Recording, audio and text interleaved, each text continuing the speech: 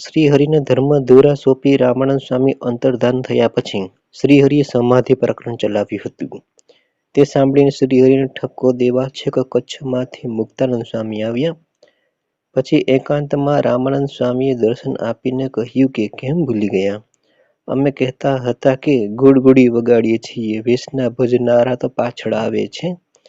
એ આ સાક્ષાત પુરુષોત્તમ નારાયણ છે.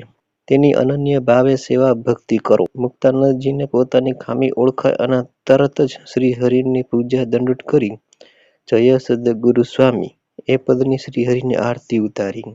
સ્વામી રચિત એ આરતી આખા સંપ્રદાયમાં અદ્યાપી પ્રસિદ્ધ છે.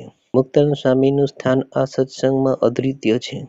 સ્વામીના જીવનને લગતા નાના મોટા અનેક પ્રસંગો સંપ્રદાયના ગ્રંથોમાં છે.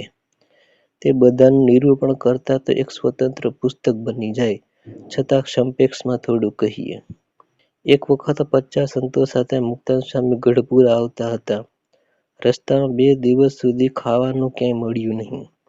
દસમની સાંજે કોઈ ગામમાં એક ભક્તે ખીચડી જમાડવાની તૈયારી કરી.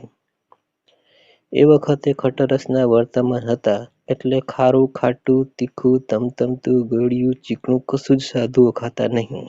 એ વર્તમાનની જાણ પેલા ભક્તને કરાઈ હતી, છતાં એમણે કહ્યું કે આવા પવિત્ર પ્રતાપી સંતોને મારે આંગણે લુખી ખીચડી કેમ ખવડાવવું? એમણે ચડતી ખીચડીમાં પ્રેમ બુદ્ધિથી ઘી નાખ્યું. જમવા બેસતા ખબર પડી ગઈ કે આમાં ઘી છે.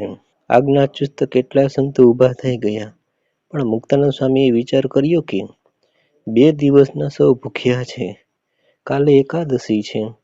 આમને જાણ કરવા છતાં ઘી નાખ્યું.